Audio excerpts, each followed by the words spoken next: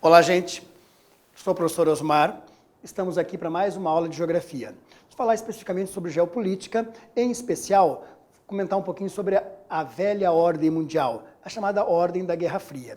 Bem, o que vem a ser uma ordem mundial? O que vem a ser essa Ordem da Guerra Fria?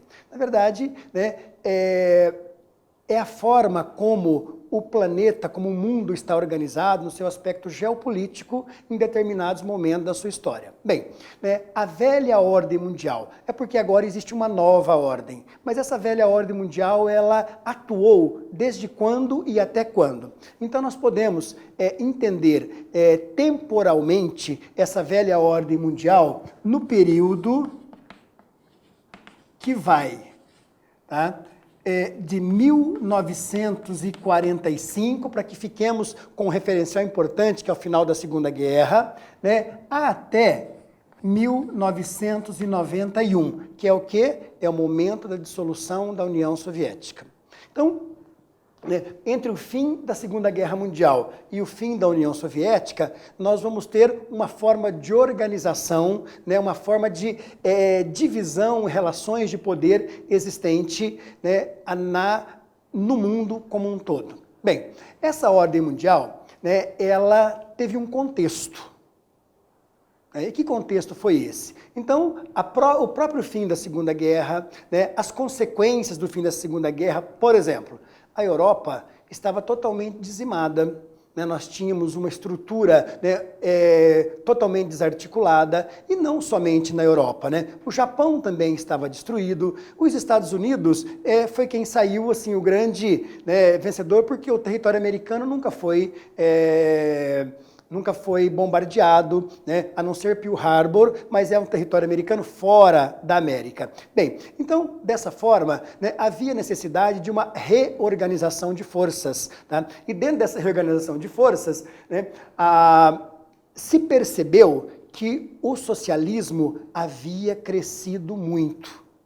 Até então, a impressão que dava que o mundo capitalista não dava muita importância para esse novo regime. Tá? E, de repente, se percebe que essa estrutura socialista ela cresce, até porque ela avança em direção à Europa e ocupa ali os chamados países do leste europeu.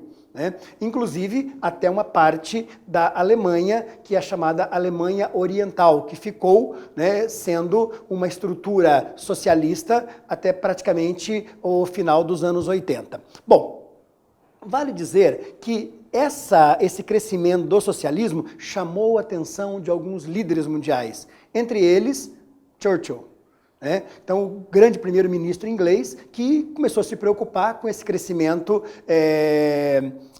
da União Soviética, e aí quem governava os Estados Unidos na época, o presidente Truman, ele vai tomar uma atitude em 1947 perante o Congresso norte-americano, na qual ele vai ser assim bastante ríspido, bastante forte no seu discurso contra o avanço do socialismo. Então, é praticamente um chamamento para que os países lutem contra o comunismo, que não permitam que haja um crescimento desse comunismo. Tá? Então, atribui-se aí também como sendo um dos momentos que, de fato, essa nova ordem, essa ordem da Guerra Fria, acaba, então, se formulando. Bom, a partir daí, então, o que começam a haver, então, processos, ações concretas em relação a tudo isso? Acabei de dizer para vocês que a Europa precisava ser reconstruída. Então, o país do lado ocidental, que foi o grande vencedor dessa guerra, foi, obviamente, os Estados Unidos. Então, com isso, a gente vai ter uma construção de duas grandes forças. Então, de um lado, Estados Unidos, tá? E de outro lado, a União Soviética. Do lado dos Estados Unidos, defendendo o capitalismo. Então, vai ser o país capitalista por natureza e vai ser um dos grandes defensores desse regime. De outro lado, a potência, alçado a grande potência mundial, né, defendendo, né, o socialismo. Ora, a partir daí, o mundo ele adquiriu uma estrutura bipolarizada.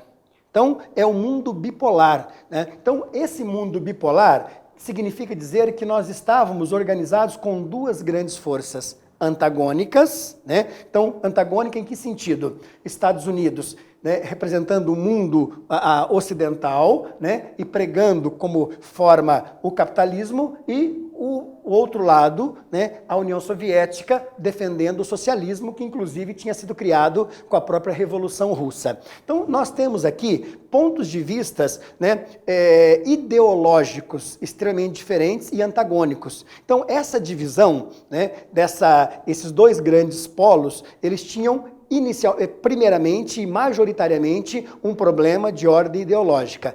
E esse problema de ordem ideológica, ele tinha como consequência, né, questões políticas, questões militares, econômicas, entre outros mais. Bem, um dos grandes discursos dos Estados Unidos é que eles atrelavam, né, de forma não muito verdadeira o capitalismo à democracia.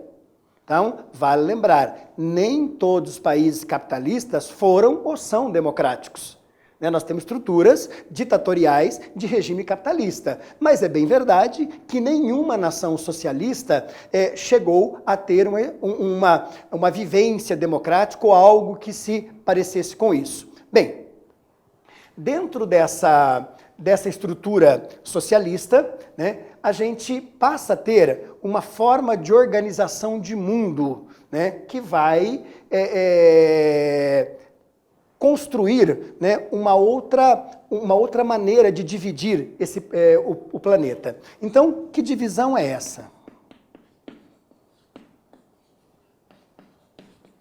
É daí que nasce a chamada divisão dos três mundos, né, que nós passamos a partir de então usar essa terminologia. Então, o primeiro mundo, né, o segundo mundo e o terceiro mundo. Vale dizer que essa terminologia, primeiro, segundo, terceiro mundo, né, acabou sendo utilizado, né, por um francês, Salvi, né, numa alusão aos três poderes da Revolução Francesa. Então, né, nesse caso, o que seria o primeiro mundo? O primeiro mundo seria formado pelas nações capitalistas ricas. Quem seriam essas nações? Os Estados Unidos e o Canadá, os países da Europa Ocidental, né, sobretudo França, Alemanha, né, Espanha, Itália, entre outros mais, né. Ainda incorporou-se a esse grupo a Nova Zelândia, a Austrália, né. Então, esses seriam os países, né, denominados primeiro mundo. Então, países capitalistas ricos, países capitalistas desenvolvidos. Bom, quem seria o segundo mundo?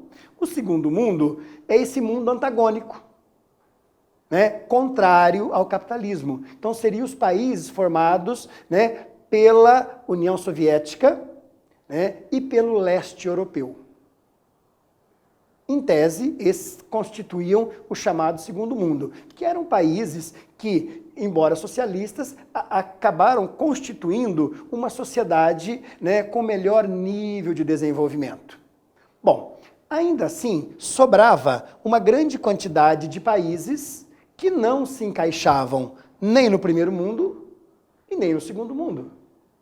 Porque uma das características era um nível de desenvolvimento compatível com uma qualidade de vida bastante razoável. Sempre lembrando que entre capitalismo e socialismo, né, a forma de você medir esse desenvolvimento era por critérios relativamente diferentes. Bom, mas havia um grupo de países que, independente da sua escolha ideológica, capitalista ou socialista, apresentavam um quesito que faziam com que eles compunham um terceiro grupo. Eram os países subdesenvolvidos. Eram os países pobres. E aí, né, nós podemos citar como exemplo, aqui na América, indistintamente a América Latina todinha, ou seja, do México para baixo, tudo se encaixava com o país de terceiro mundo, né? Os países africanos, né? E boa parte dos países asiáticos. Tá? Inclusive, naquele momento, a própria China se enquadrava nisso. Aqui na América, a Cuba, muito embora posteriormente Cuba conseguiu um certo avanço social dentro do regime socialista, mas ele se enquadrava dentro desse terceiro mundo. E dessa maneira, a gente vai perceber um detalhe importante, né? Quando a gente usa o termo aqui, Guerra Fria, guerra pressupõe um conflito. Mas e por que fria? Né? É um sentido no qual a gente atribui o fato, é um sentido figurado, né? Para dizer o seguinte, né? Os Estados Unidos e a União Soviética, eles jamais, né, se enfrentaram diretamente. Eles nunca se enfrentaram diretamente, nunca houve uma guerra entre eles, né?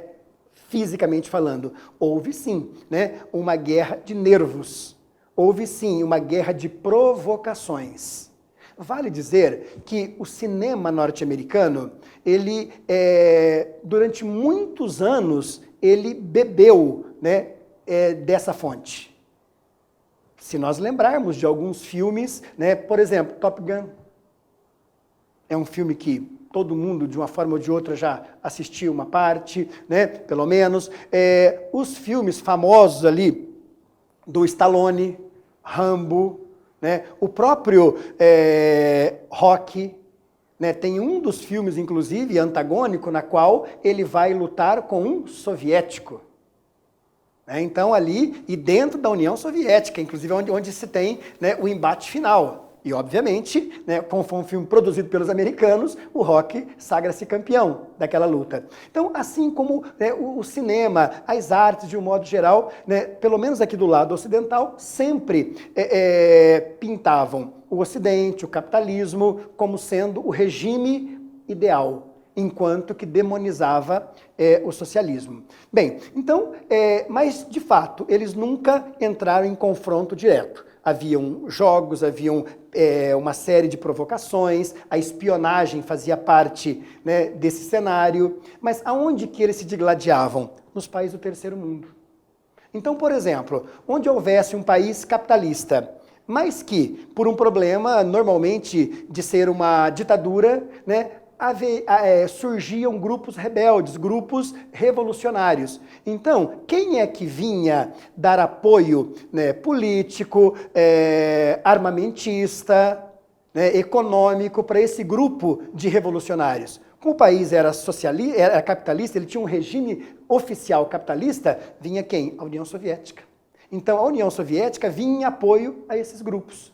Né? E com isso eles movimentavam a sua indústria bélica, sobretudo. Tá? Por outro lado, num país de regime socialista, né, caso houvesse grupos que eram contra esse regime e se rebelassem, quem é que vinha ajudá-los? Os Estados Unidos. Então, dessa maneira que houve esse embate. Mas temos que lembrar que isso, economicamente, foi extremamente importante para essas duas nações, porque eles mantiveram vivas, mantiveram funcionando durante décadas a sua indústria bélica. Né? Porque esses produtos, armamentos, munições, etc., sempre constituiu uma indústria extremamente importante. Então, desse modo, a gente vai ter a percepção, né, de que o mundo ele andou por um caminho, né, na qual, né, essa estrutura se manteve presente. Bem, é lógico que o mundo capitalista passou por uma série de avanços, o mundo socialista ele passou também por mudanças, inclusive, né, no decorrer, a partir dos anos 70, sobretudo, esse modelo socialista começou a dar sinais de esgotamento. No mundo, no chamado terceiro mundo, houveram também uma série de mudanças. Então, por exemplo, né, concomitante a esse momento histórico, a gente tem os avanços da tecnologia, os avanços da industrialização, e aí países como o Brasil, África do Sul, né, entre outros, acabaram por assim dizer, se distanciando dos demais países subdesenvolvidos. Então criou-se uma modalidade que a gente costumeiramente chama de países em desenvolvimento. E o que vem a ser isso? São aquelas nações que conseguiram se descolar daquela pobreza absoluta, foram aqueles países que conseguiram se descolar daquela estrutura pré-industrial, aquela estrutura na qual as economias eram regidas basicamente por uma atividade agropecuária, onde a população predominantemente morava nas áreas rurais.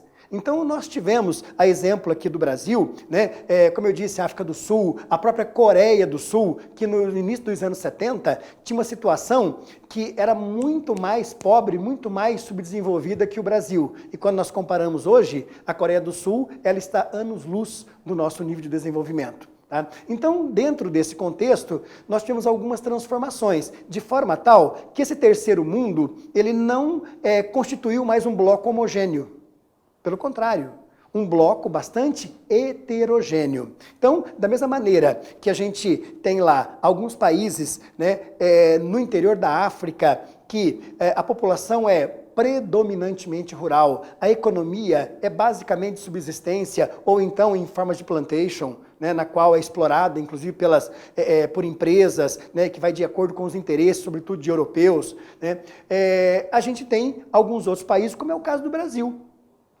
No nosso caso, o que aconteceu? Nós passamos por um processo de transformações, deixamos de ser um país rural e agrário, passamos para a condição de um país urbano e industrializado, a nossa indústria cresceu, a ponto de que a nossa estrutura econômica, ela passou também por grandes transformações. Desse modo, nós acabamos constituindo, dentro do terceiro mundo, um grupo de países diferenciados. Daí a gente chamar isso de países em desenvolvimento. Bom, todavia, a gente vai observar que essa estrutura da Guerra Fria, ela vai ter o seu auge ali por volta da década de 60, início dos anos 70, e depois ela começa então a se degradar. E essa degradação se dá basicamente em função da queda, por assim dizer, ou pelo menos da perda desse protagonismo por parte da União Soviética, que o modelo econômico soviético começa a dar sinais de exaustão, e com isso se começa a se perceber que esse regime ele está cambaleando. Então, por conta de uma série de alterações dentro do próprio regime socialista, que não conseguiu manter a economia real funcionando no mesmo patamar das economias capitalistas. Economicamente, essa economia real ela foi se degradando, e nós vamos ter ali no início dos anos 80 um momento crucial para a União Soviética. De um lado, os Estados Unidos, com Ronald Reagan, o Reino Unido com Margaret Thatcher, que são pessoas de direita, bastante tradicionais, que começaram a fazer uma pressão muito grande na União Soviética. Inclusive os Estados Unidos, eles investiram mais ainda no setor bélico, sabendo que a União Soviética iria tentar fazer o mesmo, e com isso ela iria deixar abrir mão da economia real, e isso fatalmente a levaria a uma exaustão maior ainda. Tanto que, em 1985, quando Mikhail Gorbachev assume como secretário-geral do Partido Comunista Soviético, então ele vai assumir as prerrogativas ali do líder maior e vai conduzir a União Soviética em crise a uma grande transformação. Então, para isso, ele vai criar um plano de reestruturação do socialismo.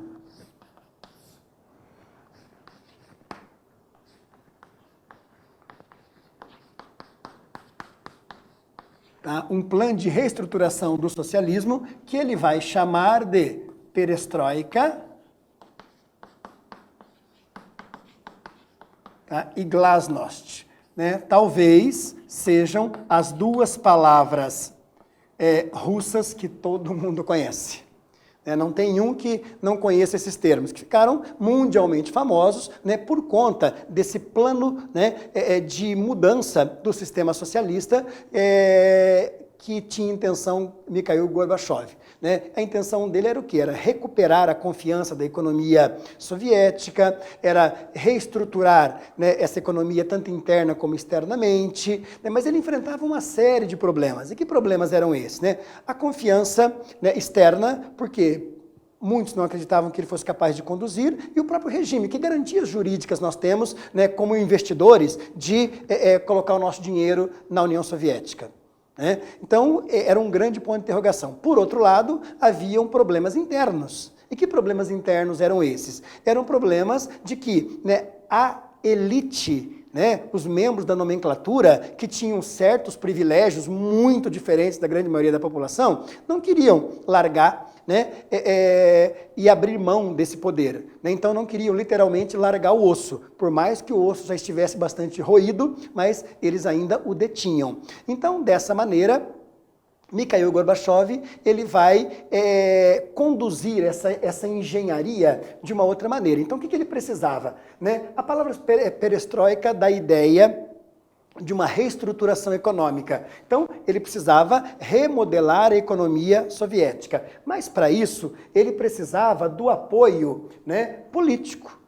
Então, dessa maneira, ele tinha que dar voz, né, a outras tendências, a outras formas de pensamento. Então, a glasnost, né, é uma palavra russa que dá a entender algo como transparência política. Então, seria necessário, né, que houvesse não mais o monopólio do Partido Comunista, e que se abrisse, então, espaço para outras formas, né, de enxergar, né, a natureza do socialismo, né, o mundo de um modo geral. Então, né, ele necessitava, né, de levar a bom passo esses dois planos. Entretanto, ele teve uma série de dificuldades, né, e para não voltar, né, a estaca zero, ele começou, pelos bastidores, né, a exercitar, a ajudar, né, alguns processos, inclusive fora da União Soviética. Por exemplo, em 1989, né, ele vai contribuir,